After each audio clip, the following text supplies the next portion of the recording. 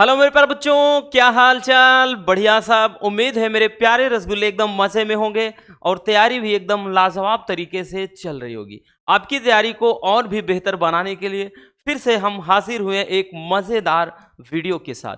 प्यारे रसगुल्लों, आज के इस वीडियो में हम फिजिक्स के 9वें चैप्टर किरण प्रकाशिकी एवं प्रकाशिक यंत्र का वन शॉट सॉल्यूशन देखने वाले हैं। ये वन शॉट सॉल्यूशन यूं समझना कि भाई जैसे होता है ना कि सांसों की जरूरत है जैसे जिंदगी के लिए बस वन शॉट की जरूरत है वैसे पेपर के लिए, क्योंकि बच्चों वन शॉट आपके एग्जाम के नजरिए से रामबाण साबित होता है। इसमें हम एक ही वीडियो के अंदर सारे इंपॉर्टेंट टॉपिक का पोस्टमार्टम कर देंगे। तो चलिए शुरू करते हैं बिना किसी देरी के। तो आज किरण प्रकाशिकी एवं प्रकाशिक यंत्र चैप्टर के सारे इंपॉर्टेंट टॉपिक को हम कवर करेंगे। ठीक है, रिवीजन होगा। बाकी तो भैया आपके हर चैप्टर के इंपॉर्टेंट टॉपिक तो हमने करवा ही दिए हैं, ठीक है ना। तो एक रिवीजन यानी महा रिवीजन समझ लो ये चल रहा है। ठीक है, आपका 9वां चैप्टर रहने वाला है, जल्द ही निपट जाएगा। केमिस्ट्री में भी बचा खुचा 4 चैप्टर है और ये बाकी बायोलॉजी भी चल रहा है। तो यूं समझना बच्चों कि दिसंबर या फिर जनवरी के स्टार्टिंग तक वन शॉट फिनिश हो जाएगा। फिर तो केवल आपके जितने ज्यादा हो सके हम प्रैक्टिस ही करवाएंगे और मॉडल पेपर ही देंगे। ठीक है, चलिए भैया तो शुरू करते हैं। पहला टॉपिक क्या है बच्चों की प्रकाश का परावर्तन क्या है। Reflection of light. Reflection of light को समझना है कि प्रकाश का परावर्तन किसे कहते हैं और परावर्तन के नियम। इंपॉर्टेंट टॉपिक है बच्चों, याद रखना इंपॉर्टेंट है भैया आपके बोर्ड एग्जाम के नजरिए से। और वैसे भी बता दें ये टॉपिक 3 नंबर में पूछा जाता है। कितने नंबर में भैया? 3 नंबर में पूछा जाता है। प्रकाश का परावर्तन क्या है और परावर्तन के नियम लिखना होता है। ठीक है, चलिए समझते हैं कि प्रकाश का परावर्तन क्या है। अगर यहां से थोड़ी देर के लिए भाई परावर्तन शब्द को ही आप समझिए। अगर इसका हम संधि विच्छेद के रूप में कर दें भैया तो परधन आवर्तन। ठीक, आप एक मतलब ऐसे समझिए, संधि विच्छेद के नजरिए से नहीं, पर धन आवर्तन परावर्तन। तो भैया पर का मतलब यहां पे प्रकाश से समझिए और आवर्तन का मतलब समझना होता है भैया लौटना। क्या होता है रसगुल्लों? लौटना। अर्थात जब प्रकाश किसी चिकने सरफेस से, चिकने सतह से टकराता है तो टकराने के बाद उसका अधिकांश भाग उसी माध्यम में लौट जाता है। This incident is called reflection of light. इसी घटना को बच्चों क्या कहते हैं? प्रकाश का परावर्तन कहते हैं। आई बात समझ में? तो भैया सीधी सी बात है, चलिए इसको हम समझते हैं। ठीक है, चलिए देखिए भैया हम क्या करते हैं, एक कोई चिकना तल ले लेते हैं। क्या किया हमने कोई एक चिकना तल ले लिया। ये एक चिकना तल है जिसके एक भाग पर कलई की गई है भैया और दूसरा चिकना रखा गया है। ठीक है, क्योंकि दर्पण में ही परावर्तन होता है, लेंस में परावर्तन नहीं होता है। अब उसके बाद अब ध्यान से समझिएगा, हमने क्या बताया कि प्रकाश का परावर्तन क्या है कि जब प्रकाश किसी चिकने तल पे टकराता है तो हम मान लेते हैं भैया कि यहां से कोई प्रकाश की किरण ये आकर के टकरा रही है। ठीक है, और जब प्रकाश की किरण हमने बताया कि चिकने सतह से टकराता है तो टकराने के बाद भैया उसका अधिकांश जो भाग होगा उसी माध्यम में वापस लौट जाता है। ठीक, जैसा कि आप फिगर में देख सकते हैं यहां पे भैया ये आपके क्या है, एक सतह से टकरा रही है और ये क्या है, प्रकाश परावर्तित होकर के जा रहा है उसी माध्यम में। ठीक है, तो यही घटना प्रकाश का परावर्तन हो जाता है। ठीक, और यहां पर भैया अब ये जो बीच में आएगा, अगर हम इस पे एक ऐसे लंब खींच दें तो इसी को कहा जाता है अभिलंब। क्या बोलते हैं भैया? अभिलंब कहते हैं। ठीक है, अब यहां से बहुत सारी चीजें निकल करके सामने आती हैं। अब ये जो किरण आई है ना बच्चों, इस किरण को कहते हैं आपतित किरण या कहते हैं भैया आपाती किरण। क्या कहते हैं? आपतित किरण।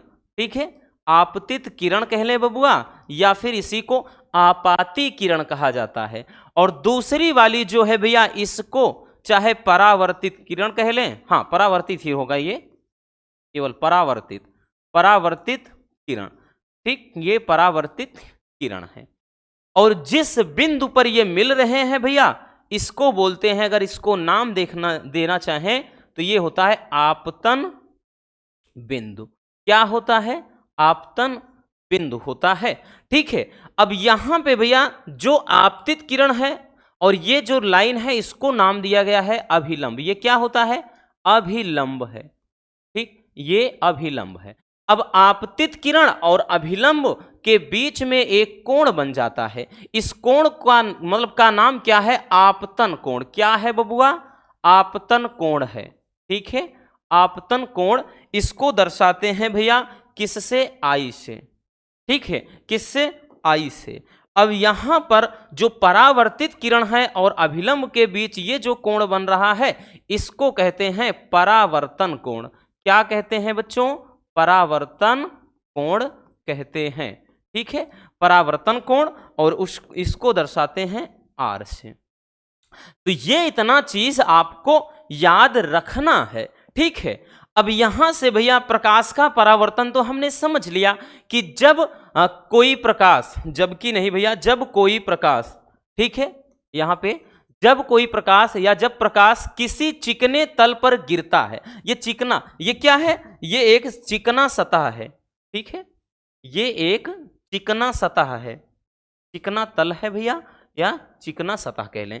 ठीक, कि जब प्रकाश क्या होता है, हमने बताया कि जब प्रकाश किसी चिकने तल पर गिरता है तो इसका अधिकांश भाग उसी माध्यम में क्या होता है? वापस लौट जाता है। भाई जब प्रकाश किसी चिकने तल पर गिरा है तो इसका अधिकांश भाग मतलब अधिकांश भाग उसी माध्यम में वापस लौट जा रहा है। इस घटना को ही प्रकाश का परावर्तन कहते हैं। तो ये तो रहा प्रकाश का परावर्तन। ठीक है, टॉपिक आसान है, हाई स्कूल में भी आपने पढ़ा है। अब देखते हैं भैया परावर्तन के नियम। क्या देखते हैं बबुआ? कि परावर्तन के नियम। अब देखेंगे परावर्तन का नियम। ठीक, परावर्तन का नियम। तो प्रकाश के परावर्तन का अब हम नियम देखेंगे। तो देखिए भैया, प्रकाश के परावर्तन संबंधी दो नियम है प्रमुख। सबसे पहला, ध्यान से समझना, पहला इसी फिगर को समझना है बस।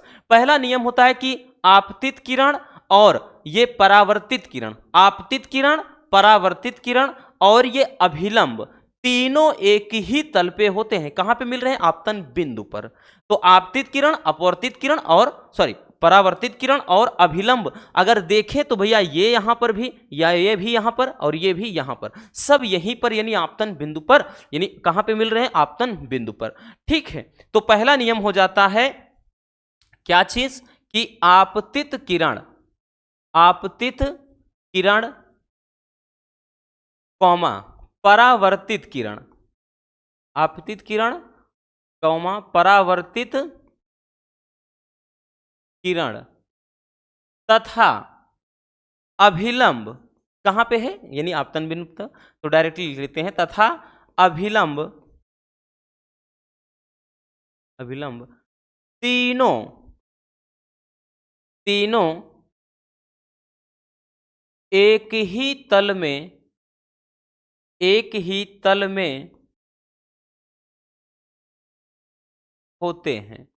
तीनों एक ही तल में होते हैं। ये आपका पहला नियम हो जाएगा प्रकाश का परावर्तन का। दूसरा बबुआ क्या होता है? दूसरा नियम, दूसरा नियम ये होता है कि आपतन कोण सदैव परावर्तन कोण के बराबर होगा। मतलब जितना बड़ा आपतन कोण बनेगा उतना बड़ा परावर्तन। ठीक, यानी जितने कोण से कोई प्रकाश की किरण इस पे आपतित होगी उतना ही कोण बनाती हुई वो परावर्तित हो जाएगी। तो लिखेंगे भैया कि आपतन कोण, आपतन कोण लिखेंगे सदैव परावर्तन कोण के बराबर होता है। आपतन कोण सदैव परावर्तन कोण के बराबर होता है। परावर्तन कोण के बराबर होता है। ठीक है, बराबर होता है। ठीक, अर्थात हम यूं कह ले भैया कि जो कोण आई है वो बराबर कोण आर के है। यानी आपतन कोण सदैव परावर्तन कोण के बराबर होता है। आई बात समझ में रसगुल्लो? तो ये हो जाता है परावर्तन और परावर्तन का नियम। चलिए भैया स्क्रीनशॉट कर लीजिए।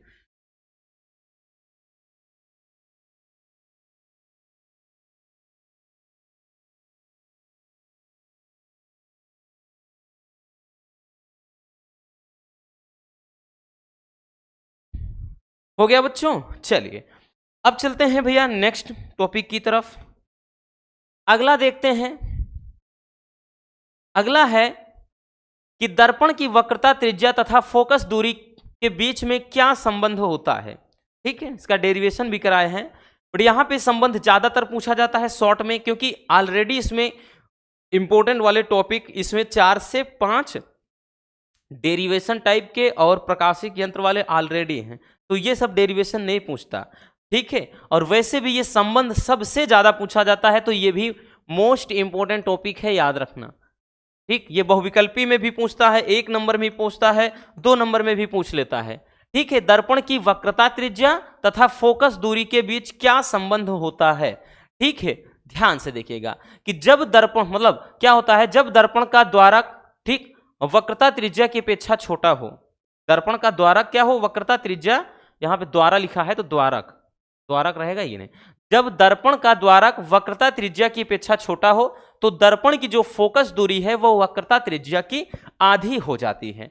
ठीक है, ये होता है संबंध। और बाकी अगर बात करें तो समतल दर्पण की भी पूछ लेता है, तो समतल दर्पण की वक्रता त्रिज्या अनंत होती है तथा इसकी फोकस दूरी भी अनंत होती है, याद रखना।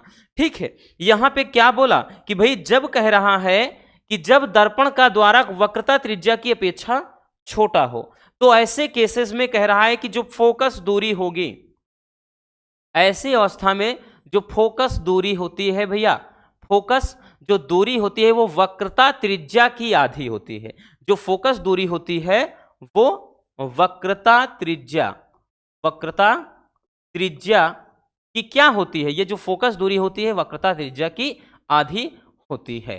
ठीक है, ये संबंध होता है, या फिर यूं कह लें कि F बराबर क्या होता है, R/2। ठीक है, यही संबंध होता है दर्पण की फोकस दूरी और वक्रता त्रिज्या में संबंध। या इसी को ऐसे लिखना चाहें तो हम ये भी कह सकते हैं कि किसी दर्पण की वक्रता त्रिज्या फोकस दूरी की 2 गुनी होती है। तो भैया इसको हम इस रूप में भी लिख सकते हैं। ठीक, और ये चीज जरूर याद रखना, ये जो चीज बताया गया है कि जो समतल दर्पण होता है, बहुविकल्पी में पूछा जाता है कि भैया समतल दर्पण की जो वक्रता त्रिज्या होगी, ये वक्रता त्रिज्या, समतल दर्पण की वक्रता त्रिज्या क्या होती है भैया, अनंत होती है। इसकी जो फोकस दूरी होती है बच्चों, फोकस दूरी, जो फोकस दूरी होती है ये भी अनंत होती है। तो इस बात को भी याद रखना। ठीक है, तो ये हो जाता है दर्पण की वक्रता त्रिज्या और फोकस दूरी के बीच में संबंध। आई बात समझ में। चलिए भैया स्क्रीनशॉट कर लीजिए। हो गया ना, आगे चलते हैं। अगला है कि रेखीय आवर्धन से आप क्या समझते हैं, यानी रेखीय आवर्धन क्या है।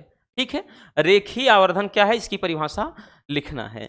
ध्यान से समझना, गोलीय दर्पण के मुख्य अक्ष के लंबवत नापी गई प्रतिबिंब की लंबाई तथा वस्तु की लंबाई के अनुपात को क्या कहते हैं, रेखीय आवर्धन।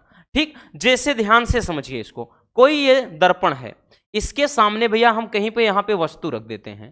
ठीक, कह रहा है कि प्रतिबिंब की लंबाई, जैसे यहां पे वस्तु रखी है भाई, इससे चलने वाली मुख्य अक्ष के समांतर चलने वाली प्रकाश की किरणें परावर्तन के बाद मुख्य फोकस से होकर जाती हैं। और दूसरा चीज है भैया कि हमको मालूम है कि जो प्रकाश की किरण वक्रता केंद्र से होकर जाती है वो ऐसे ही सीधे वापस हो जाती है। तो यहां पर प्रतिबिंब बन रहा है, ये वस्तु इतनी लंबी है, इसका प्रतिबिंब इतना बन रहा है, तो ये प्रतिबिंब की लंबाई हो जाती है, इसको I से दर्शाते हैं, और ये वस्तु की लंबाई हो जाती है, इसको O से दर्शाते हैं। तो कह रहा है कि भैया मुख्य अक्ष के, यानी गोलीय दर्पण के मुख्य अक्ष के लंबवत नापी गई प्रतिबिंब की लंबाई, प्रतिबिंब की लंबाई जितनी लंबा मतलब जितना लंबा प्रतिबिंब बनेगा, तथा वस्तु की जो लंबाई है या ऊंचाई के अनुपात को रेखीय आवर्धन कहते हैं, और इसे M से दर्शाया जाता है। ठीक है, आई बात समझ में। चलिए भैया, तो इसके लिए फार्मूला, क्योंकि इस पे न्यूमेरिकल आपका बनता है 3 नंबर वाला। ठीक, तो यहां पर क्या है भाई, लिखेंगे हम, लिखेंगे कि रेखीय आवर्धन, रेखीय आवर्धन बराबर क्या कह रहा है कि भाई प्रतिबिंब की लंबाई, प्रतिबिंब की लंबाई, की लंबाई प्रतिबिंब की लंबाई बटे में वस्तु की लंबाई। क्या चीज भैया? वस्तु की लंबाई। ठीक, यानी प्रतिबिंब की लंबाई तथा वस्तु की लंबाई के अनुपात को क्या कहते हैं? रेखीय आवर्धन कहते हैं। इसको m से दर्शाया जाता है तो m बराबर भैया I/O हो जाता है, ये फार्मूला। m बराबर I/O ये फार्मूला हो जाता है। या फिर इसके कई फार्मूले हैं, याद रखना। यहाँ पे m बराबर ये I/O माइनस का V/U के बराबर होता है, ठीक है, दर्पण में। तो भैया ये भी आपका हो जाएगा। या फिर याद रखना या करके, अब देखिए जब भाई m बराबर I/O भी होता है, m बराबर माइनस V/U होता है, तो एक दूसरे के ये बराबर हैं, तो यह हम यूं कह सकते हैं कि भैया माइनस V/U बराबर I/O, हम ये भी लिख सकते हैं। अब जहां जैसी जरूरत होती है वो फार्मूला अप्लाई होता है। जब गुना गुनी वाली बात करता है ना बबुआ, ये फार्मूला रखते हैं। जब प्रतिबिंब की लंबाई या वस्तु की लंबाई में कुछ दिया रहे, आवर्धन निकालना हो, ये इस्तेमाल करते हैं।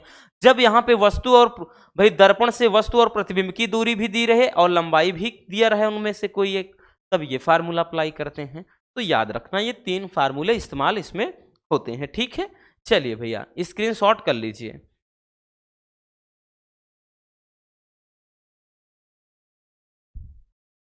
हो गया बच्चों? चलिए आगे चलते हैं भैया। आगे देखते हैं प्रकाश का अपवर्तन क्या है।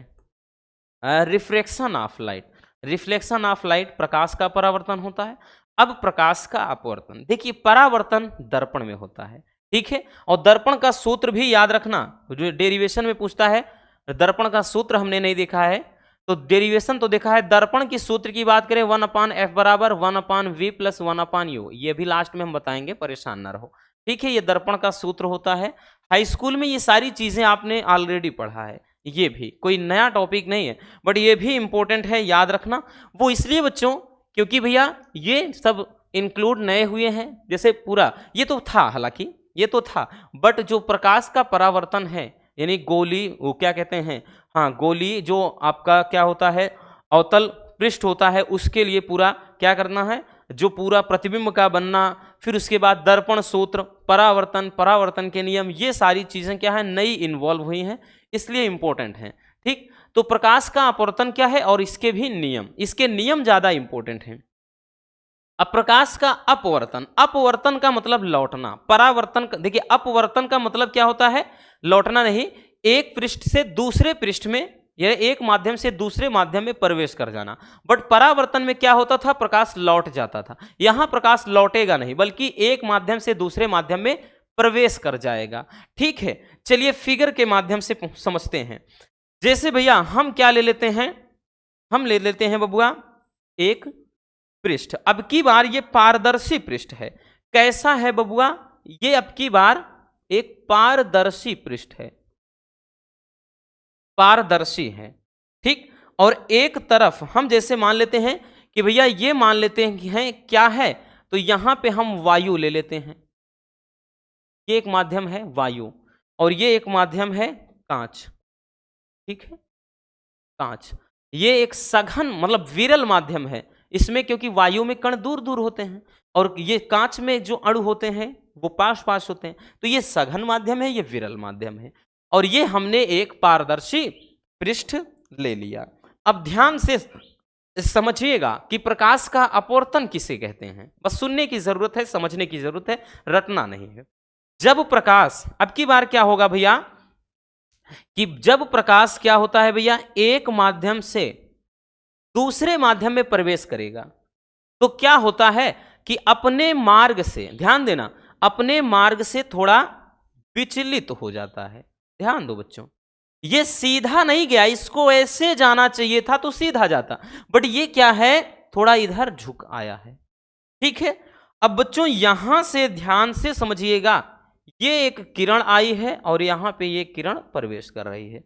अगर भैया हम इनके बीच में, यानी यहां से इस पे एक लंब खींचते हुए इसे लाइन कर दें, ठीक, तो इसका नाम दे देते हैं अभिलंब। जैसे उसमें था, इसमें भी वही चीज अभिलंब, ठीक है। भाई थोड़ा टेढ़ी हो जाए तो कोऑपरेट करना।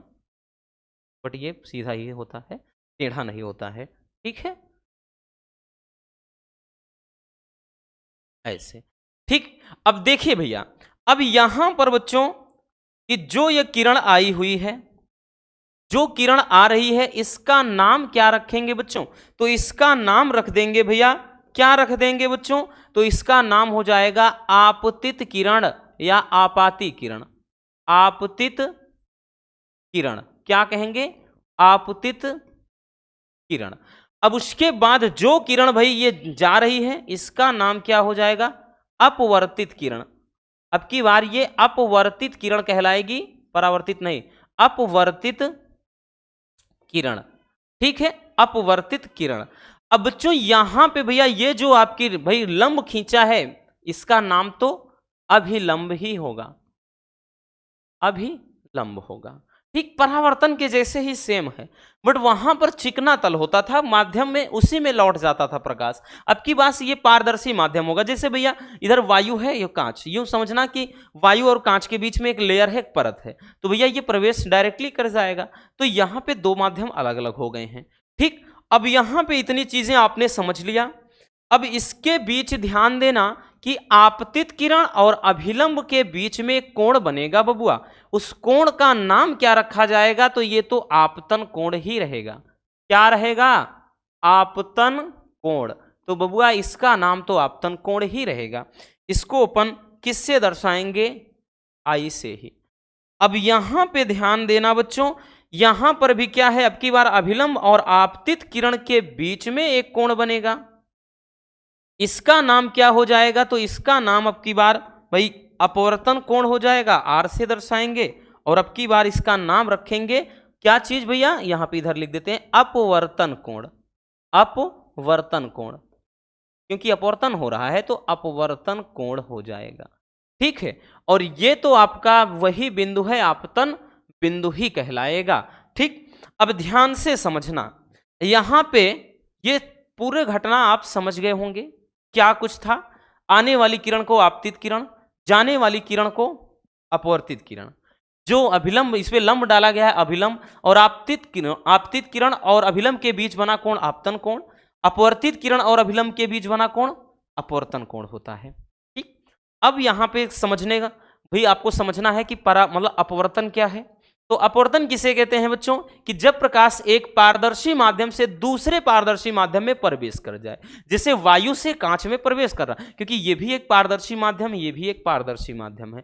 ठीक, प्रवेश कर जाता है तो वह अपने मार्ग से थोड़ा विचलित हो जाता है। देखा होगा कि भाई आप देख रहे होंगे कि ये ऐसे जाना चाहिए, थोड़ा झुक गया है। ठीक है, जब विरल से सघन में जाएगा तो झुकेगा, अब जब सघन से विरल में जाएगा तो अभिलंब से दूर हटेगा। ठीक, तो यही जो अपने मार्ग से थोड़ा विचलित हो जाता है, इसी घटना को प्रकाश का अपवर्तन कहते हैं। क्या कहते हैं बबुआ? अपवर्तन कहते हैं। ठीक है, तो भैया अब अपवर्तन के नियम हम देखेंगे। तो अपवर्तन घटना तो आप समझ गए, अब देखेंगे कि अपवर्तन के नियम, क्योंकि सबसे ज्यादा इसमें जो इंपॉर्टेंट है वो है अपवर्तन के नियम। ठीक, तो अपवर्तन के नियम समझेंगे भैया हम। ठीक, चलिए, तो भैया इसमें भी यहां पर भी आपके वही दो नियम हैं, सेम उसी तरह का। पहला तो एकदम मिलता जुलता है। पहला वहां क्या था कि आपतित किरण, परावर्तित किरण और अभिलंब तीनों एक ही तल में होते। यहां पर भी वही रहेगा कि आपतित किरण अब की बार अपवर्तित किरण रहेगा और अभिलंब, ठीक, ये आपतन बिंदु है, इसी पर तीनों मिल रहे हैं। ठीक, तो यहां पर भी सेम रहेगा। याद रखना ये क्या है? इसको बोलते हैं आपतन बिंदु, आपतन बिंदु। ठीक, तो ये चीज समझना बच्चों। तो यहां पर लिखेंगे पहला नियम, पहला नियम अपवर्तन के नियम में पहला नियम लिखेंगे कि भैया आपतित किरण, आपतित किरण कौमा अपवर्तित किरण, अपवर्तित किरण तथा अभिलंब, है ना, तथा अभिलंब, अभिलंब तीनों एक ही तल में होते हैं, एक ही तल में होते हैं। एक ही तल में होते हैं, याद रखना। पहला नियम हो जाएगा बच्चों। दूसरा नियम क्या होता है बबुआ? दूसरा नियम इसमें यह होता है कि एक निश्चित तरंगदैर्ध्य के प्रकाश के लिए आपतन कोण की ज्या मतलब साइन, और अपवर्तन कोण की ज्या का जो अनुपात होता है वो कांस्टेंट होता है। ठीक, तो यहां पर लिखेंगे भैया कि एक निश्चित तरंगदैर्ध्य के लिए, एक निश्चित तरंगदैर्ध्य के प्रकाश के लिए या एक निश्चित तरंगदैर्ध्य के लिए आपतन कोण की ज्या, आपतन कोण की ज्या का मतलब साइन थीटा, आपतन कोण की ज्या तथा अपवर्तन कोण की ज्या का अनुपात नियत होता है, ये हो जाता है भैया। ठीक, और इसी को स्नेल का नियम कहते हैं। 2024 में पूछा गया था कि स्नेल का नियम लिखिए, तो भैया यही जो रूल है स्नेल का नियम। तो आपतन कोण की ज्या मतलब साइन आई, और अपवर्तन कोण की ज्या का मतलब होता है भैया साइन आर। इनका अनुपात बराबर ये कांस्टेंट होता है, यानी नियतांक वो n के। तो n बराबर sine i upon sine r, यही क्या हो जाता है बच्चों? यही हो जाता है स्नेल का नियम। क्या होता है? स्नेल का नियम। तो यहां पे लिख सकते हैं बच्चों, हम लिख दे रहे हैं कि भैया इसे स्नेल का नियम कहते हैं, स्नेल का नियम कहते हैं। ठीक है, इसी नियम को क्या कहते हैं? स्नेल का नियम भी कहते हैं। तो आई बात समझ में, प्रकाश का अपवर्तन क्या है और अपवर्तन के मतलब नियम। ठीक, चलिए बबुआ स्क्रीनशॉट कर लीजिए जल्दी।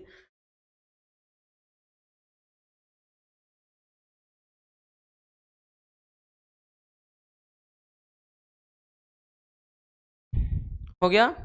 चलिए आगे चलते हैं, बस देखते चलिए, मजे में सीखते चलिए बस बच्चों, और कुछ नहीं करना। चलिए रसगुल्लों चलते हैं नेक्स्ट टॉपिक की तरफ। ये टॉपिक भी काफी ज्यादा इंपॉर्टेंट है, हर साल पूछा जाता है। नियम पूछ लेता है, नहीं तो नियम नहीं आएगा तो इस पे एक जो फार्मूला बनता है ना, उस पे न्यूमेरिकल जरूर पूछेगा। 100% 100% फिक्स है बच्चों, याद रखना। प्रकाश का उत्क्रमणीयता का सिद्धांत क्या है? ठीक है, ये भी हमने बोला ना, काफी ज्यादा इंपॉर्टेंट है, मोस्ट इंपॉर्टेंट टॉपिक है बच्चों, याद रखना कि प्रकाश के उत्क्रमणीयता का सिद्धांत क्या होता है। चलिए समझते हैं। देखिए कुछ समझना नहीं है, बहुत ज्यादा डिफिकल्ट नहीं है, हम आपको एक फिगर के माध्यम से समझाते हैं। देखिए भैया, हमने क्या कर लिया है, 3 माध्यम ले लिया है। अब 3 माध्यम कौन कौन से हैं? 3 माध्यम जिसे हम बता दे रहे हैं कि भैया एक क्या है, कांच है। यहां पे जो पहला माध्यम है वो कांच है, दूसरा माध्यम है वायु, और तीसरा माध्यम क्या है, जल है। अब जैसे हमने क्या किया, हमने प्रकाश की किरण क्या किया, प्रवेश करा दिया। सबसे पहले हम कांच से वायु में प्रवेश कर रहे हैं, तो भैया हम कांच से वायु में प्रकाश की किरण को प्रवेश कर रहे हैं। तो जब सघन माध्यम से विरल माध्यम में जाएगा तो अभिलंब से थोड़ा ये दूर हटेगा ऐसे। ठीक, 1 मिनट। तो भैया क्या हो रहा है, ये अभिलंब से थोड़ा दूर हटेगा ऐसे। तो यहां पे ध्यान देना, ये हम मान लेते हैं कि इस पर क्या है, अभिलंब है। अभिलंब से ये दूर हट रहा है। ठीक है, कहां हट रहा है, दूर। अब यहां पर भी हम क्या कर लेते हैं, एक अभिलंब बना लेते हैं। ठीक, और ये क्या करते हैं भैया कि अब जब ये फिर से वायु से कांच में मतलब जल में प्रवेश कर रहा है, तो भाई ये विरल माध्यम है, ये सघन, तो अब की बार ये अभिलंब की ओर थोड़ा ऐसे झुक जाएगा। ठीक, अभिलंब की तरफ थोड़ा झुक जा रहा है। तो ये प्रकाश की किरण अगर आप देखें तो ये किस रास्ते से, मतलब ऐसे गया फिर इधर मुड़ गया, ठीक है, ये इस तरह से जा रहा है। इसको ऐसे सीधा जाना चाहिए था यहां से होकर के, और इसको भी ऐसे सीधे निकल जाना चाहिए था। ठीक, बट आप देख रहे हैं ये इधर से हटा है दूर, फिर से ये अभिलंब की तरफ झुक गया है। तो कहने का मतलब यह है कि यदि हम प्रकाश को भिन्न भिन्न माध्यमों में क्या करते हैं, अपवर्तित कराते हैं, यदि हम प्रकाश को भिन्न भिन्न माध्यमों से गुजारते हैं, ठीक है, तो गुजारते हैं और उसके बाद जब पुनः क्या करते हैं, इस प्रकाश की किरण को माध्यम में, उसी माध्यम में वापस लाना चाहें, तो ये उसी मार्ग से होकर के पुनः उसी में जाएगा जिस मार्ग से होकर के यहां आया था। कुछ समझे? नहीं समझे? फिर से देखिए, हमने क्या बताया, जैसे ये भाई यहां से आ रहा है, फिर ऐसे मुड़ रहा है, फिर ऐसे है, ठीक, तो जब इसको फिर से यहां ले जाना है, तो जब अब हम उल्टा प्रकाश की किरण को चलाएंगे, तो भैया उल्टी अगर तीर देखें तो ये जब इसको ले जाना चाहेंगे तो ये ऐसे जाएगा, फिर ये ऐसे दूर हटेगा, ठीक, यहां से, फिर इसके बाद ये ऐसे जाएगा। मतलब ये जिस मार्ग से, जिस पथ से, जिस रास्ते से होकर के यहां गुजरा है, उसी रास्ते से फिर होकर के ये पुनः उसी माध्यम में लौटेगा। इसी घटना को कहते हैं उत्क्रमणीयता का सिद्धांत। उत्क्रमणीयता का मतलब ही होता है भैया कि जिस मार्ग से होकर के गया है, यानी जैसे गया है वैसे ही वापस उल्टा लौट आए, तो वो हो जाता है उत्क्रमणीयता। ठीक, अब परिभाषा समझते हैं ना। यदि विभिन्न माध्यमों से होकर जाने वाली प्रकाश की अपवर्तित किरण को वापस उसी माध्यम में भेजा जाए, तो यह अपने उसी पथ पर चलकर वापस पहले माध्यम में पहुंच जाती है। ठीक, इसे ही प्रकाश किरणों की उत्क्रमणीयता का सिद्धांत कहते हैं। आई बात समझ में? कुछ घुसा दिमाग में? यही है उत्क्रमणीयता का सिद्धांत। ठीक है, यहां पर समझते हैं। तो जैसे अगर मान लेते हैं, माना दो माध्यम 1 व 2 हैं, तो ऐसे केसेस में अगर हम निकालना चाहें बच्चों, ऐसे केसेस में हम पहले माध्यम के सापेक्ष दूसरे का अपवर्तनांक निकालना चाहें, तो भैया ये भाई विपरीत होगा तभी तो उत्क्रमणीयता, तो ये 2n1 के बराबर हो जाएगा। इस पे न्यूमेरिकल भी चलता है, याद रखना, ये चीज हो जाएगा, यही हो जाता है फार्मूला। ठीक है, अब उसके बाद यदि हम मान लें भाई माध्यम आपके 3 हो जाएं, जैसे यहां पे 3 माध्यम है, कांच है, वायु है, जल है, तो भैया यहां पे माना, जैसे माना अब की बार 3 माध्यम 1, 2 व 3 हैं, तो या फिर हम डायरेक्टली ऐसे लिख सकते हैं ना, कांच, वायु, जल हैं। तो अब की बार अगर निकालना हो, आपका क्या निकालना हो कि दूसरे माध्यम के सापेक्ष तीसरे का अपवर्तनांक। ठीक, दूसरे के सापेक्ष तीसरे का निकालना हो तो भैया क्या हो जाता है, पहले के सापेक्ष तीसरे का। ठीक है, ये वाला भाई, ये वाला ऊपर होता है, ये वाला नीचे, और यहां पे पहले के सापेक्ष दूसरे का। यही हो जाता है भैया क्या चीज, उत्क्रमणीयता का सिद्धांत। ठीक है, आपने देखा होगा, एक जैसे निकालने को पूछा जाता है, जैसे भाई यहां पर समझ लेते हैं 3 माध्यम दे दे, क्या दे दे, जैसे भाई ये G है, कांच है, ग्लास यानी कांच, एयर ए है, वायु है, ठीक है, और यहां पे जल है और ये वाटर है।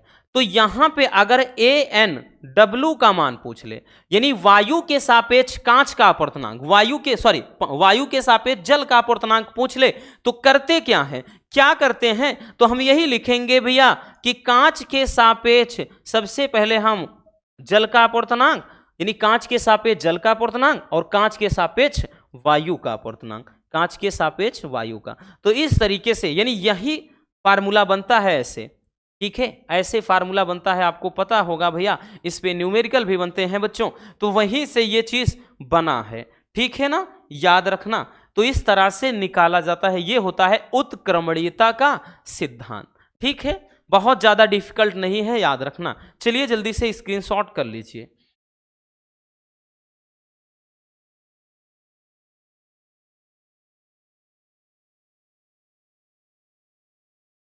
हो गया बच्चों। चलिए नेक्स्ट टॉपिक की तरफ चलते हैं भैया।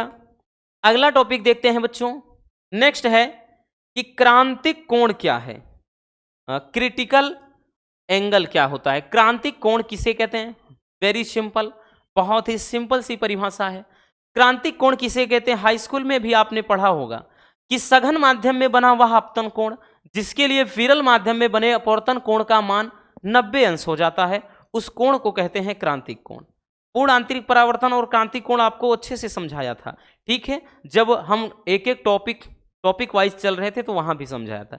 नहीं देखा है, डोंट वरी, अभी तो बताएंगे ना, ठीक। तो देखिएगा इसके लिए भाई फार्मूला क्या होता है, हम कि क्या कह रहा है कि सघन माध्यम में, जैसे ये चीज है भाई, एक तरफ सघन माध्यम है, एक तरफ विरल माध्यम है, तो भैया यहां पे ये अभिलंब होता है। सघन माध्यम में बना हुआ आपतन कोण, जैसे ये आपतन कोण है, ठीक है, आई आपतन कोण होता है, जिसके लिए विरल माध्यम, अगर इसका मान बढ़ाते चले जाएं भाई, ये तो ऐसे रहेगा, लेकिन भाई हमें पता है सघन से विरल में जाता है तो अभिलंब से दूर हटता है, तो एक स्थिति ऐसी आ जाए कि ये ऐसे हो जाए और यहां पे कोण 90 डिग्री का बनने लगे, तो वही कह रहा है कि सघन माध्यम में बना वह आपतन कोण जिसके लिए विरल माध्यम में बने अपवर्तन कोण का मान 90 डिग्री हो जाए, वो कोण ही क्या कहलाता है? क्रांतिक कोण कहता है। और क्रांतिक कोण तथा यहां पे भैया अपवर्तनांक के बीच में संबंध पूछा जाता है, ठीक है, तो याद रखना पूछा जाता है क्या चीज कि क्रांतिक कोण तथा अपवर्तनांक में संबंध। अब जो संबंध पूछता है वो हो जाता है, क्या होता है भैया? n बराबर 1/sin c, ठीक है, n बराबर 1/sin c, यही क्या हो जाता है? संबंध हो जाता है, जहां n क्या है? अपवर्तनांक है, c क्या है? क्रांतिक कोण है, क्रिटिकल एंगल। आई बात समझ में? तो छोटी सी एक परिभाषा है, जल्दी स्क्रीनशॉट कर लो। हो गया? चलिए अब चलते हैं थोड़ा दमदार टॉपिक की तरफ चलते हैं। याद रखना ये काफी इंपॉर्टेंट है, हर साल पूछा जाता है, ये भैया मोस्ट इंपॉर्टेंट की श्रेणी में आता है आपका, कि पूर्ण आंतरिक परावर्तन किसे कहते हैं? Total internal reflection. पूर्ण आंतरिक परावर्तन किसे कहते हैं? और इसके लिए आवश्यक शर्तें लिखना है आपको। इसके लिए क्या करना? आवश्यक शर्तें लिखना है। शर्तें इसका ज्यादा पूछा जाता है। अभी देखिए हमने फिगर आपको बताया, 3 फिगर आपके सामने हम रखते हैं, ठीक, और एक फिगर के माध्यम से आप इजिली इसको समझ पाओगे बच्चों। एक फिगर यहां पे कर लेते हैं, एक ये है आपका, थोड़ा इधर से,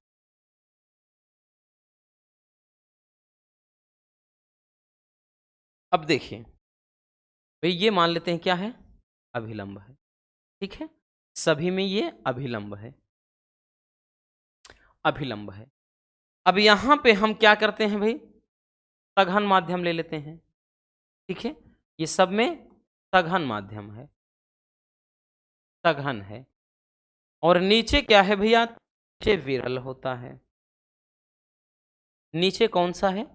विरल है। अगर ऊपर सघन है तो भाई नीचे हमने विरल माध्यम ले लिया। अब ये भी तो पता है ना बच्चों कि जब प्रकाश की किरण सघन माध्यम से विरल माध्यम में जाए तो अभिलंब से थोड़ा दूर हट जाती है, ठीक है, ऐसे ये पता है। अगर हम आपतन कोण का मान और बढ़ा दें, यानी यहां से अब की बार भाई देखिए ये इतना था, इसका मान और बढ़ा दें, इसका मान और बढ़ा दें तो ये प्रकाश की किरण और ज्यादा घूम जाएगी, यानी और ज्यादा। इसका मान अगर हम और बढ़ा दें, ठीक है, और बड़ा कर दें तो एक सिचुएशन ऐसे आएगी कि प्रकाश की किरण, ठीक है, ऐसे हो जाएगा, ठीक। और भी बढ़ा दें, एक और कंडीशन ले लेते हैं, एक हम और कंडीशन ले लेते हैं, समझिएगा, ठीक, समझिएगा भैया, इसको ध्यान से समझिएगा। यहां पे एक कंडीशन हमने और अप्लाई कर दिया, हम इसका मान और बढ़ा दें तो एक सिचुएशन ऐसे आएगी, जिसको इसको और बढ़ा दें तो ऐसा होगा कि ये प्रकाश की किरण इसमें लौट जाएगी, ठीक है। तो यहां तक तो भैया 90 डिग्री आया, ये तो आपने देख रखा है, किस में? अभी देखा क्रांतिक कोण में, ठीक है, आपने देखा क्रांतिक कोण के अंतर्गत, क्रांतिक कोण के अंतर्गत आपने अभी इसको देखा। ये कोण कौन सा होता है? आई, ठीक है, आई है। और यहाँ पे क्या होता है R। देखिए इसका मान बढ़ता जा रहा है, ये पर भी पूरा इधर क्या है R है। ठीक, अब समझिएगा हमने क्या किया भैया, तो यहां पर सघन माध्यम में ये जो आपतन कोण है, यदि सघन माध्यम में जो आपतन कोण है, आपतन कोण का मान क्रांतिक कोण के मान से हम बड़ा कर दें। समझिएगा क्या बताया कि सघन माध्यम में बने आपतन कोण का मान यदि क्रांतिक कोण के मान से बड़ा हो जाए तो प्रकाश की किरण, भैया देखा होगा आपने, भैया ये तो आपका आई है, अब ये आर हो जाएगा, तो प्रकाश की किरण दूसरे माध्यम में जाने के बजाय उसी में वापस लौट जा रही है। क्या देखा कि यदि हमने सघन माध्यम में, भाई ये सघन माध्यम में इतना आपतन, अभी 3 कंडीशन दिखाया कि इसका आपतन कोण का मान बढ़ाते चले जाएंगे तो ये जो विरल माध्यम या अपवर्तन कोण का मान बड़ा होता चला जाएगा। ठीक, और ज्यादा बढ़ा देंगे तो एक स्थिति ऐसी आएगी कि प्रकाश की किरण दूसरे माध्यम में जाने के बजाय उसी माध्यम में वापस लौट जा रहा है।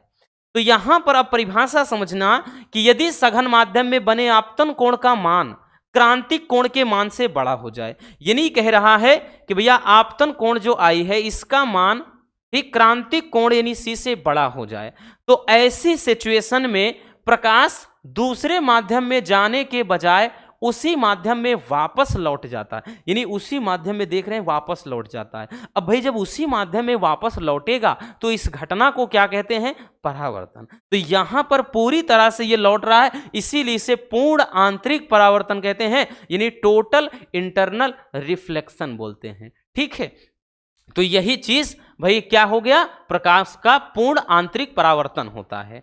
पूर्ण आंतरिक परावर्तन फिर से देख लेते हैं कि यदि सघन माध्यम में बने आपतन कोण का मान क्रांतिक कोण के मान से बड़ा हो जाए तो प्रकाश दूसरे माध्यम में जाने के बजाय उसी माध्यम में वापस लौट जाता है। अब इस घटना को ही टोटल इंटरनल रिफ्लेक्शन कहते हैं, यानी पूर्ण आंतरिक परावर्तन कहते हैं।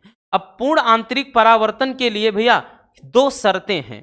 ठीक है, शर्तें कितनी हैं, 2, तो इसकी शर्तें लिखना बेहद जरूरी है।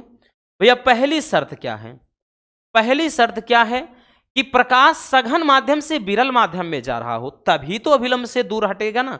तो पहली शर्त यह है कि भैया प्रकाश, पहली शर्त है कि प्रकाश सघन माध्यम से, सघन माध्यम से विरल माध्यम में जा रहा हो, जा रहा हो, प्रकाश क्या हो, सघन माध्यम से विरल माध्यम में जा रहा हो। दूसरी कंडीशन यह है कि आपतन कोण का मान क्रांतिक कोण के मान से बड़ा हो। ठीक, दूसरा कंडीशन है कि आपतन कोण का मान क्रांतिक कोण से बड़ा हो, बड़ा। ठीक है, अर्थात जो कोण आई हो ये ग्रेटर देन कोण C। ठीक है, आपतन कोण का मान क्रांतिक कोण के मान से बड़ा हो। अब यहां इस पे आधारित बहुत सारी घटनाएं होती हैं। अगर हम घटना की बात कर लें तो जैसे में इसमें जैसे उदाहरण क्या है, कांच का चमकना, ठीक, या कांच नहीं बल्कि हीरे का चमकना, हीरे का चमकना, ठीक, हीरे का चमकना। इसके अलावा भी अगर बात कर ले भैया तो कांच में पड़ी दरार का चमकना, कांच में पड़ी दरार का चमकना, दरार का चमकना, कांच में पड़ी दरार का चमकना। ठीक, तो ये 2 क्या हो जाते हैं, मतलब इसके प्रमुख मतलब उदाहरण में आ जाते हैं। ठीक, या फिर जैसे खाली परख नली है, उसे पानी में डुबो दो तो वो चमकीली दिखाई पड़ती है, बट अगर उसी में पानी भर जाए फिर डुबो कुछ नहीं होगा। ठीक, ये सारी चीजें, ये सभी एग्जाम्पल क्या हैं, पूर्ण आंतरिक परावर्तन के हैं। काफी इंपॉर्टेंट टॉपिक है भैया, स्क्रीनशॉट कर लीजिए जल्दी से।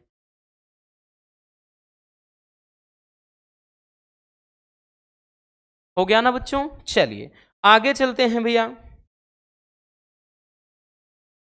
अगला टॉपिक देखते हैं रसगुल्लों। अगला टॉपिक क्या है, लेंस की क्षमता की परिभाषा लिखना है, यानी लेंस की क्षमता किसे कहते हैं, लेंस की क्षमता क्या है। तो काफी छोटा सा टॉपिक है, लेंस की फोकस दूरी के व्युत्क्रम को ही लेंस की क्षमता कहते हैं, इसे P से दर्शाते हैं। ठीक, इसका मात्रक डायोप्टर, डायोप्टर लिख लिया है, डायोप्टर होता है। इसका मात्रक क्या होता है भैया? डायोप्टर होता है। क्या होता है? डायोप्टर। ठीक, मात्रक में याद रखना, इसका मात्रक डायोप्टर होता है। ठीक, क्या कह रहा है कि भाई लेंस की फोकस दूरी के व्युत्क्रम को ही क्या कहते हैं? लेंस की क्षमता कहते हैं। ठीक, तो यहां पे लेंस की क्षमता जो होती है, लेंस की क्षमता, लेंस की क्षमता बराबर क्या होता है? 1/, यहां पे फोकस दूरी, फोकस दूरी। अब फोकस दूरी 1/, कब होगा? जब ये मीटर में रहेगा। ठीक है, यूं कह सकते हैं कि P बराबर क्या होता है? 1/f, और जब f किस में रहे? मीटर में रहे, तब ये फार्मूला होता है।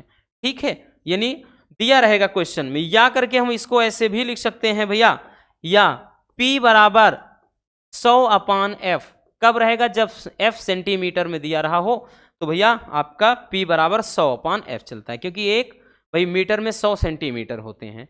ठीक है, ये होता। अब इसके बाद एक चीज और याद रखना, यदि जैसे 2 या 2 से अधिक लेंस हों, उनकी क्षमताएं अलग अलग दी हों। ठीक है, जैसे यहां पे लिखा हो कि यदि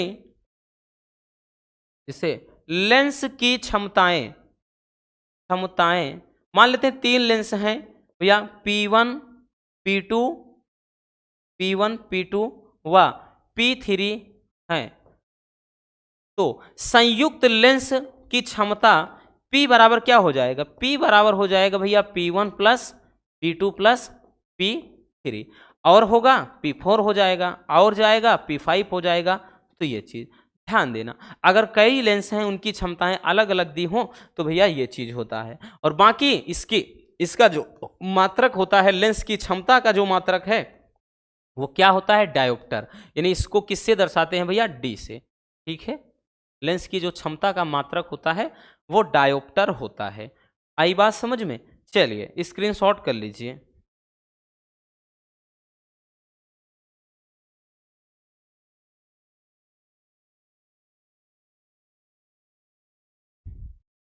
हो गया ना? चलिए आगे चलते हैं बच्चों, नेक्स्ट टॉपिक देखते हैं। अगला क्या है भैया कि प्रिज्म किसे कहते हैं? प्रिज्म क्या है, और प्रिज्म के पदार्थ के अपवर्तनांक तथा प्रिज्म कोण में क्या संबंध होता है? ठीक, आपको यह चीज बताना है।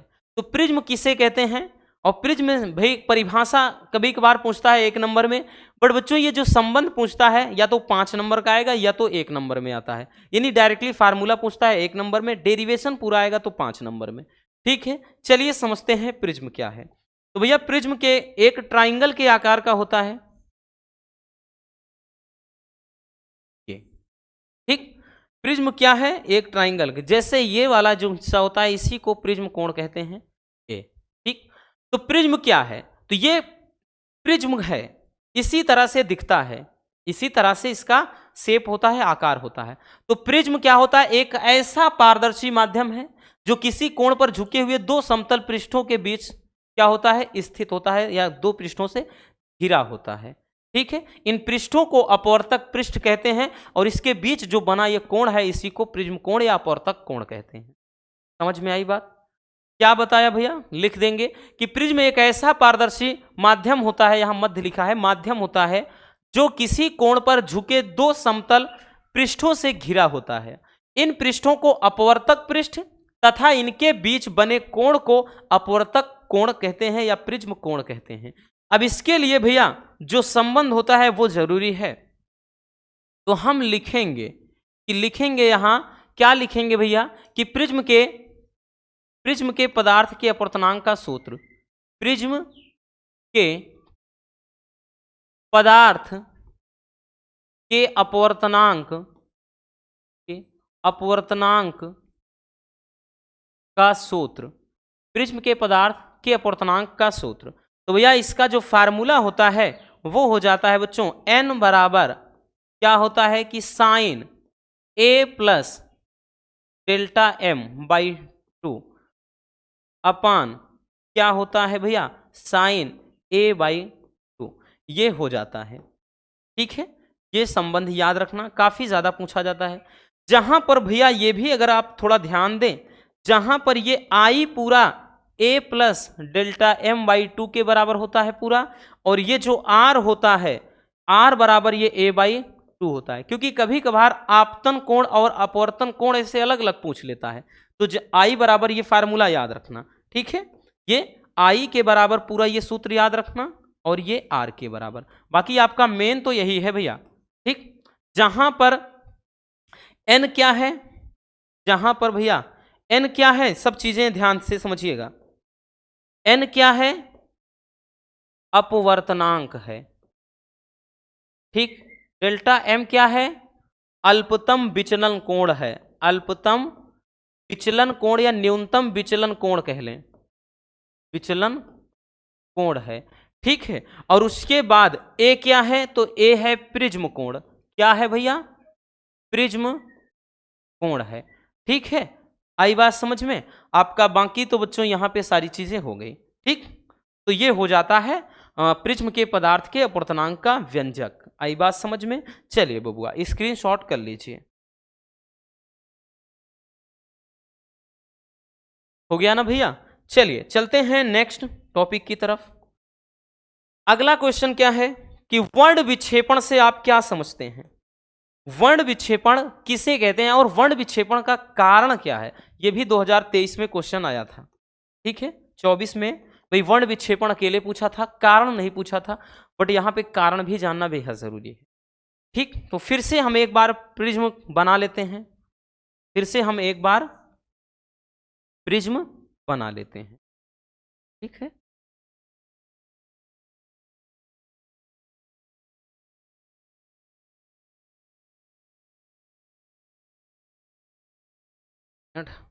पढ़ हो रहा है,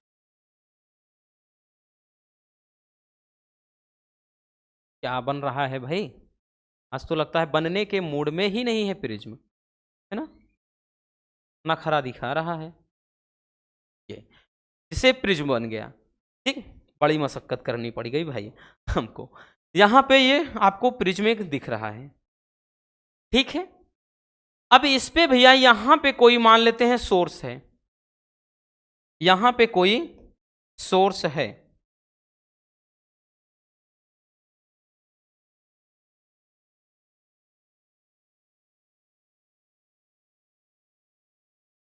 ये कोई सोर्स है यानी प्रकाश स्रोत। जब यहां से क्या चलती हैं भाई, प्रकाश की किरणें, जब यहां से चल करके प्रकाश की किरणें इस प्रिज्म पर आपतित होती हैं, तो भैया यहां पे ध्यान देना, प्रिज्म पर जब ये आपतित होती हैं, तो आपतित होने पर यानी प्रिज्म से गुजरने के बाद ये क्या करती हैं, 7 रंगों की एक पट्टी बना देती हैं, या यूं कह लें अपने अवयवी रंगों में वियोजित हो जाती हैं।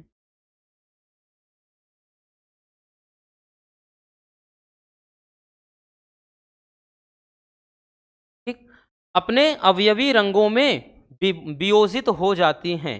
ठीक है, अपने अवयवी रंगों में वियोजित हो जाती हैं। जैसे अगर हम इसको देखें, वायलेट है, इंडिगो है, ब्लू है, ग्रीन है, येलो है, इसके बाद ऑरेंज है, फिर रेड है। ठीक, तो यहां पर क्या होता है, इधर अगर देखें कोई अगर पट्टिका हो बबुआ, तो यहां पर ध्यान देना, कोई जैसे पट्टिका है तो इस पे 7 रंगों की एक पट्टी बन जाती है। ठीक, क्या बताया कि जब श्वेत प्रकाश को, श्वेत जैसे सनलाइट है, श्वेत प्रकाश को प्रिज्म से गुजारते हैं तो क्या होता है, ये जो श्वेत प्रकाश है अपने अवयवी रंगों में वियोजित हो जाता है, या फिर यूं कह लें 7 रंगों की एक पट्टी बन जाती है। इस घटना को ही क्या कहते हैं, इस घटना को कहते हैं वर्ण विक्षेपण। वर्ण मतलब कलर का, विक्षेपण का मतलब छितराना या फैलना। तो जब श्वेत प्रकाश को प्रिज्म से गुजारते हैं 7 रंगों की पट्टी बन जाती, इस घटना को ही क्या कहते हैं भैया, इस घटना को हम कहते हैं वर्ण विक्षेपण। तो परिभाषा में लिखेंगे कि जब श्वेत प्रकाश को प्रिज्म से गुजारा जाता है तो अपवर्तन के बाद श्वेत प्रकाश अपने अवयवी रंगों में विभाजित हो जाता है, अर्थात यूं कह लें 7 रंगों की एक पट्टी बन जाती है। इस घटना को ही क्या कहते हैं, प्रकाश का वर्ण विक्षेपण कहते हैं। ठीक, अब वर्ण विक्षेपण का कारण क्या है, तो प्रिज्म के पदार्थ का अपवर्तनांक भिन्न भिन्न रंगों के लिए भिन्न भिन्न होता है। इसी कारण क्या है, वर्ण विक्षेपण की घटना होती है। यानी प्रकाश जो पदार्थ का अपवर्तनांक है, यही वर्ण विक्षेपण का प्रमुख कारण है। ठीक, जैसे अब यहां से देखें तो भैया यहां पे पहला क्या है, वी वैलेट मतलब या बैगनी हो जाएगी, इंडिगो आई से ये जामुनी हो जाएगा, बी यानी ब्लू नीला हो जाएगा, जी ग्रीन यानी हरा हो जाएगा, वाई है येलो यानी पीला हो जाएगा, और ओ ऑरेंज नारंगी हो जाएगा, आर रेड है लाल हो जाएगा। तो भैया अगर देखें तो सबसे ज्यादा अगर हम इसमें गौर से देखें तो ये क्या है, सबसे लास्ट में बैंगनी, और यहां पे क्या है लाल। तो भैया अगर यहां पे हम नोटिस करें तो सबसे अधिक वर्ण विक्षेपण किसका होगा, सबसे अधिक विक्षेपण किसका होगा, तो सबसे अधिक जो विक्षेपण हो जाएगा वो बैगनी रंग का, यानी बैगनी रंग का विक्षेपण ज्यादा होता है, इसीलिए आसमान नीला दिखाई पड़ता है। और सबसे कम किसका वो होता है, सबसे कम की बात कर ले भैया, सबसे कम में भी आएगा कौन, लाल। ठीक, लाल रंग सबसे कम फैलता है, इसी कारण दूर से दिखाई देता है। अब लाल रंग का सबसे ज्यादा तरंग दैर्घ्य अधिक होता है, इसीलिए ये दूर से भी दिखाई देता है, और ज्यादातर इसीलिए खतरे का सिग्नल लाल होता है। ठीक, डॉक्टर्स में भी जो ये क्रॉस का चिन्ह, जो प्लस का चिन्ह होता है ना, वो भी लाल ही होता है। और साथ में कोई गेंद बनाई जाती है तो जनरली लाल रंग की ही, ताकि वो दूर से दिखे, क्योंकि बहुत सारी अगर वस्तुएं रखी हैं बहुत अलग अलग रंग की, तो लाल पे सबसे पहले आपकी निगाह जाएगी। क्यों, क्योंकि लाल का वर्ण विक्षेपण कम होता है, यानी वायु में ये कम फैल पाएगा, लेकिन इसका तरंग दैर्घ्य ज्यादा होता है, इसी कारण ये दूर से भी आपको प्रॉपर दिखाई पड़ जाता है। ठीक है, याद रखना। तो भैया लाल रंग का तरंग दैर्घ्य सबसे अधिक होता है, लेकिन वर्ण विक्षेपण कम होता है। बट बैगनी का वर्ण विक्षेपण सबसे अधिक होता है, तरंग दैर्घ्य सबसे कम होता है। ठीक है, याद रखना। और ये भैया आप एक ट्रिक के माध्यम से याद रखना, एक ट्रिक के तरीके से याद रखने का क्या चीज, विबग्योर। विबग्योर ये बहुविकल्पी में पूछता है कि भाई वर्ण विक्षेपण में रंगों का सही क्रम क्या है, तो यही होता है, आगे पीछे दिया रहेगा लेकिन नीचे से विबग्योर। ठीक है, ये होता है। हिंदी में बैजनी हपी नाला, बैजनी हपी, बैजनी यहाँ बै यानी बैगनी, जा है जामुनी, नी नीला, फिर हा हरा, ठीक, पी पीला, ना यानी नारंगी, और ला यानी लाल। तो बैजनी हपी नाला हिंदी में, अंग्रेजी में विबग्योर। ठीक है, तो आई बात समझ में। चलिए भैया स्क्रीनशॉट कर लीजिए।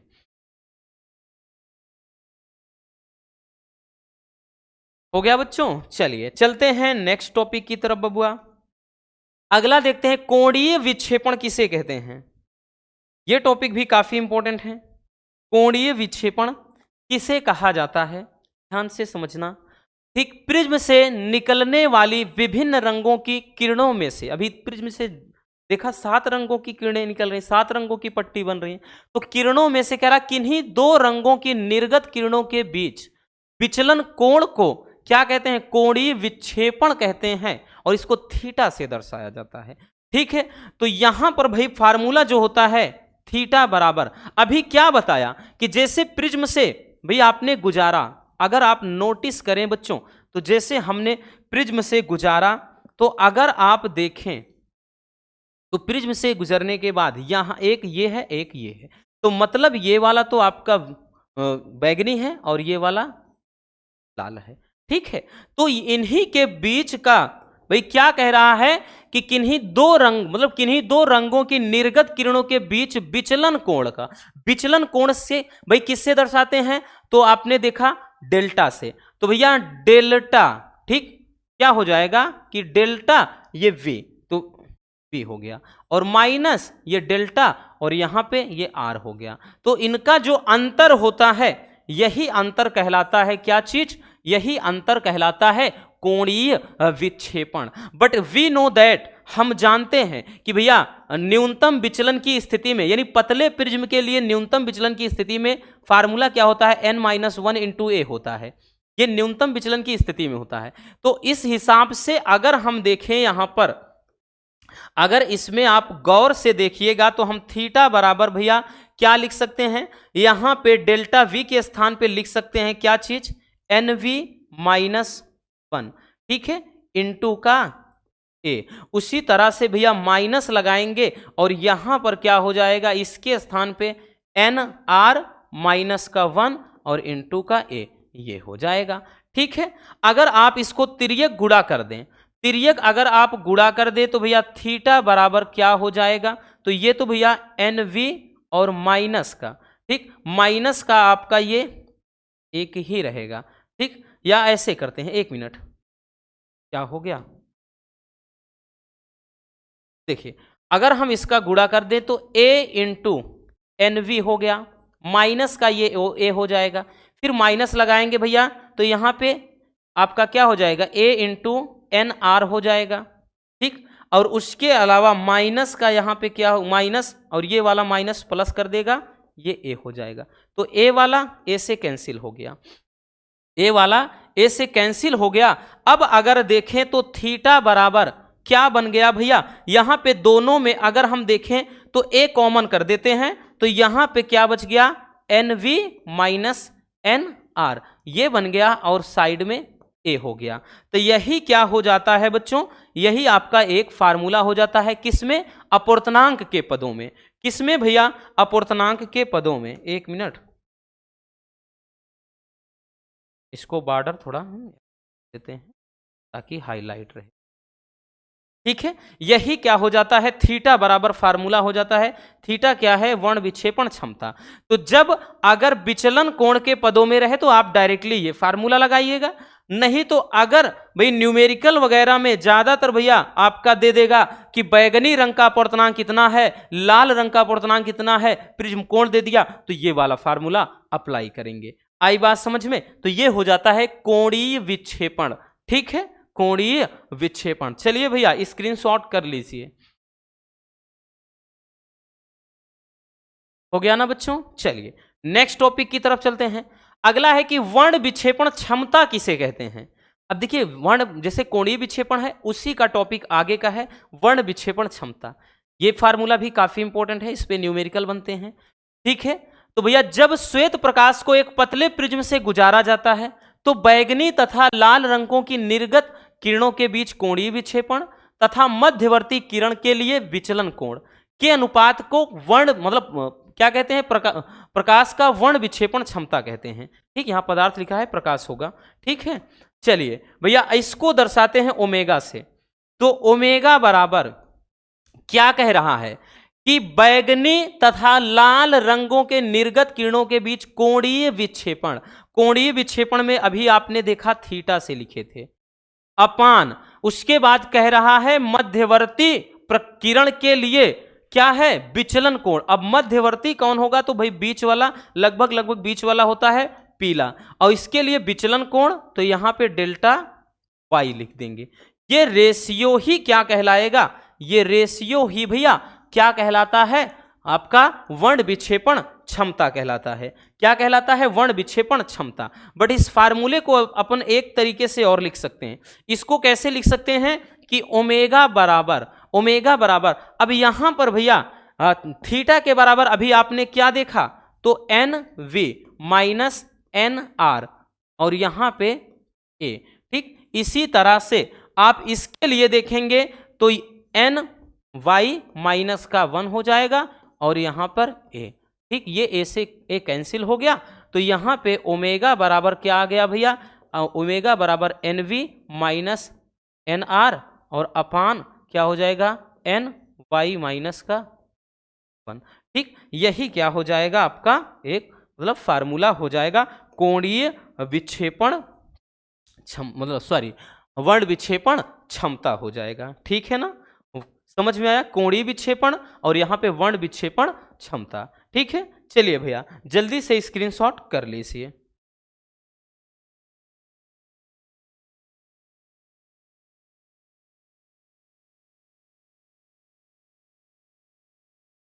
हो गया भैया।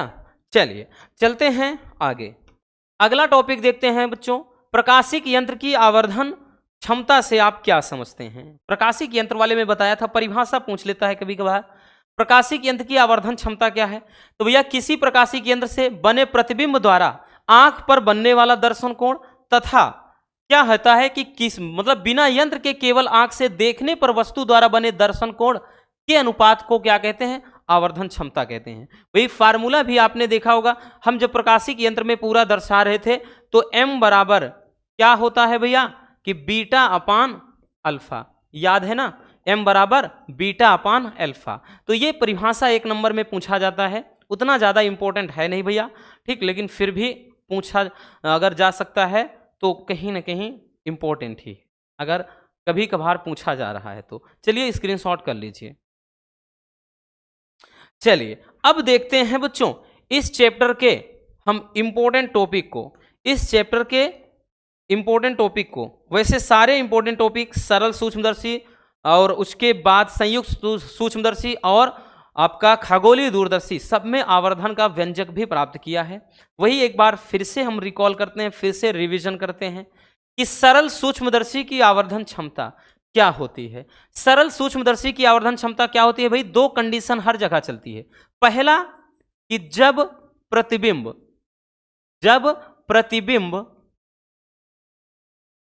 अस्पष्ट दृष्टि की न्यूनतम दूरी पर बने, अस्पष्ट दृष्टि की न्यूनतम दूरी पर बने, अस्पष्ट दृष्टि की न्यूनतम दूरी पर बने, अस्पष्ट दृष्टि की न्यूनतम दूरी अर्थात डी पर, तब फार्मूला क्या हो जाता है? याद रखना भैया, तब हो जाता है m बराबर 1 प्लस डी अपान एफ। ये फार्मूला हो जाता है। याद आया? कुछ डेरिवेशन भी करवाए हैं भैया पूरा। डी क्या है? अस्पष्ट दृष्टि की न्यूनतम दूरी। यही जो डी है भैया इसी को तो कहते हैं अस्पष्ट दृष्टि की न्यूनतम दूरी, अस्पष्ट दृष्टि की न्यूनतम दूरी। और ये होता कितना है? तो 25 सेंटीमीटर होता है। ठीक है, आपकी जानकारी के लिए बता दें। अब दूसरा भैया, ये तो पहला रहा। अब दूसरा है कि जब अंतिम प्रतिबिंब अनंत पर बने, जब प्रतिबिंब कहां पर बने? अनंत पर, अनंत पर बने। जब प्रतिबिंब अनंत पर बने तब क्या हो जाता है? याद रखना बच्चों, हो जाता है m बराबर d अपान एफ। m बराबर क्या हो जाएगा भैया? d upon F. ये हो जाता है। ठीक है, बहुत ज्यादा इंपॉर्टेंट है, बहुत बहुत बहुत ज्यादा।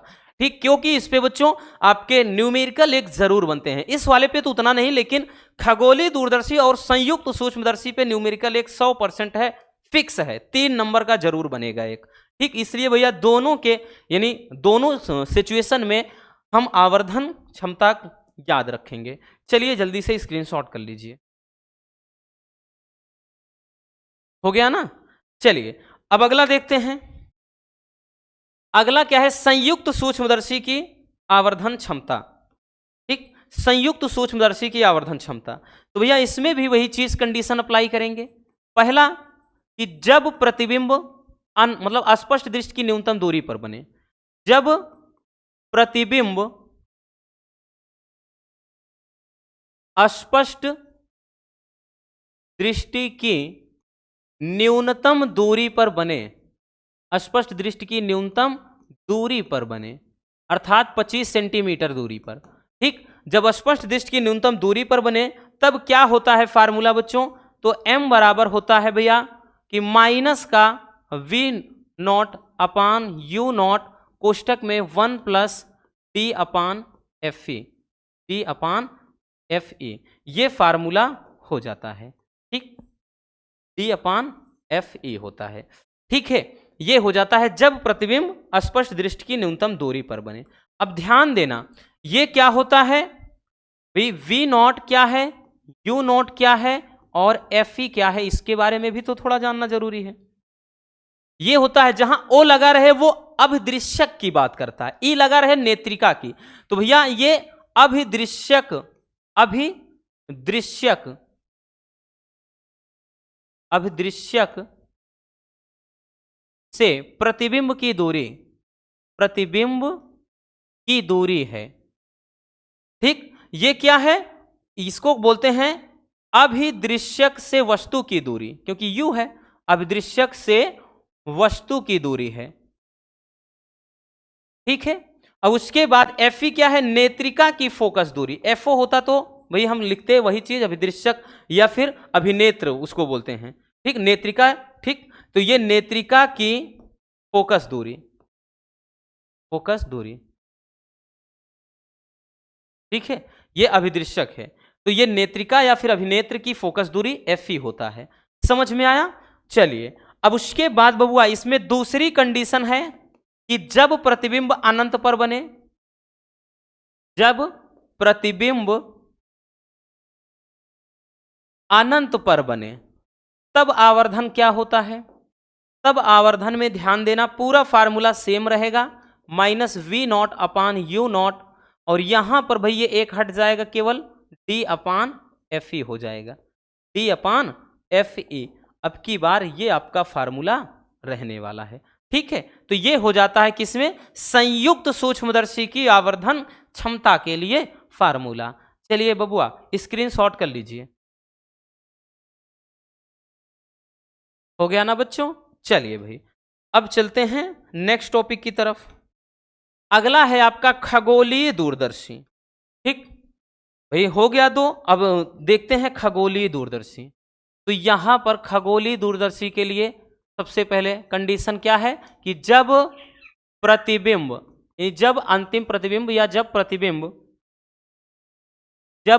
प्रतिबिंब अस्पष्ट दृष्टि की, अस्पष्ट दृष्टि की न्यूनतम दूरी पर बने, दूरी पर बने, न्यूनतम दूरी पर बने, तब फार्मूला क्या होता है, m बराबर माइनस का FO अपान FE, और कोष्टक में 1 प्लस FE अपान B। ये फार्मूला हो जाता है भैया। और ये वाला ज्यादा इंपॉर्टेंट है, क्योंकि जो ज्यादातर न्यूमेरिकल आपका बनता है वो खगोलीय दूरदर्शी वाले पर ही। FO क्या है, तो अब की बार FE तो नेत्रिका की फोकस दूरी है, O है तो ये अभिदृश्यक की फोकस दूरी। ठीक है, D तो अस्पष्ट न्यूनतम, मतलब अस्पष्ट दृष्टि की न्यूनतम दूरी ही है। दूसरा कि जब प्रतिबिंब अनंत पर बने, जब प्रतिबिंब अनंत पर बने, जब प्रतिबिंब क्या हो, अंतिम प्रतिबिंब अनंत पर बने, तो फार्मूला हो जाता है भैया m बराबर माइनस का FO अपान FE। ये फार्मूला हो जाता है। ठीक है, माइनस का FO अपान FE। आई बात समझ में? ठीक, और एक चीज इसमें और पूछता है, जो पूछता है ज्यादा वो दूरदर्शी की लंबाई पूछता है। दूरदर्शी की लंबाई, दूरदर्शी की जो लंबाई है उसके लिए भाई फार्मूला ज्यादा पूछता है। तो L बराबर होता है FO प्लस FE। L क्या है, सूक्ष्म, सॉरी दूरदर्शी की लंबाई है, सूक्ष्मदर्शी नहीं, दूरदर्शी की लंबाई। बाकी FO क्या है, अभिदृश्यक की फोकस दूरी, FE क्या है, नेत्रिका की फोकस दूरी। ठीक है, चलिए जल्दी से स्क्रीनशॉट कर लीजिए। हो गया भैया? तो इसमें ये आपके इंपॉर्टेंट टॉपिक आ जाएंगे, किसमें, प्रकाशिक यंत्र वाले। कुछ इसमें डेरिवेशन भी आपके हैं, जिसमें अगर हम बात कर ले भैया, पहला है आपका कि संपर्क में रखे दो पतले लेंस के संयोजन की फोकस दूरी, और ये मोस्ट इंपॉर्टेंट है आपके बोर्ड एग्जाम के नजरिए से, क्योंकि ये 5 नंबर का टॉपिक है, याद रखना 5 नंबर में पूछा जाता है। तो भैया इसका जो फार्मूला होता है, फार्मूला अगर हम बात करें भैया, तो इसका जो फार्मूला होता है वो होता है कि 1/f बराबर 1/ क्या होता है, F1 प्लस 1/F2। ठीक है, ये फार्मूला हो जाता है, और इसका डेरिवेशन भी करवाया है। ठीक है, अब यहाँ पे भाई देखिए, हम एक क्विक रिवीजन है, तो यहाँ पर डेरिवेशन लाएंगे तो वीडियो बहुत ज़्यादा लंबी आज हो जाएगी। हाँ, लेकिन इतना ज़रूर है कि अगर आपको देखना है तो कहीं नहीं जाना है, डिस्क्रिप्शन में आप लोग चेक कर लिया करें। ठीक है, देखते नहीं हो बहुत सारे बच्चे भाई पहले भी ये आप देख चुके हैं, लेकिन यहाँ पर आपको एक बार रिवीजन के तौर पर देखना है तो डिस्क्रिप्शन आप देख लेना बबुआ, वहाँ पर हमने डेरिवेशन वाला ये जितने हैं उनकी भाई लिंक डाल दे रहे हैं। ठीक है, ये हो जाएगा। अब इसके अलावा भैया और आपके इंपॉर्टेंट कुछ टॉपिक हैं जिनमें हम बात कर लें। आपका एक है कि किसी गोलीय अवतल पृष्ठ के लिए, ठीक, अपवर्तन का जो सूत्र होता है ये भी मोस्ट इंपॉर्टेंट है बच्चों, ये भी आपका मोस्ट इंपॉर्टेंट हो जाता है भैया। फिर है किसी पतले लेंस के लिए अपवर्तन का सूत्र, या इसी को लेंस मेकर का सूत्र बोलते हैं, ये भी मोस्ट इंपॉर्टेंट आपका टॉपिक है। और नेक्स्ट है कि प्रिज्म के पदार्थ के अपवर्तनांक का व्यंजक, ये भी मोस्ट इंपॉर्टेंट है, जो अभी हमने प्रिज्म वाले में देखा। तो ये 4 टॉपिक, अभी इसके पहले एक फोकस दूरी वाला और ये 3, ये डेरिवेशन अगर बात कर लें तो सब 5 नंबर वाले हैं। और एक बार आप इनको क्विक रिवीजन जरूर कर लेना बबुआ। वीडियो भाई आपको इस वीडियो के डिस्क्रिप्शन में मिल जाएगा, ठीक है, लिंक डाल दे रहे हैं। चारों निगमन एक बार फिर से आप सरसरी निगाह से जरूर देख लीजिएगा, ठीक है ना। तो बस आज के इस वीडियो में इतना ही। उम्मीद है मेरे प्यारे रसगुल्लों को आज की ये क्लास काफ़ी ज़्यादा हेल्पफुल लगी होगी। अगर वीडियो पसंद आई हो तो बबुआ प्यार से लाइक ज़रूर कर देना, और नए हैं तो चैनल को सब्सक्राइब जरूर कर लीजिए। Love you, bye bye, take care. और हाँ, एक प्यारा सा कमेंट बॉक्स में छोड़ दीजिए।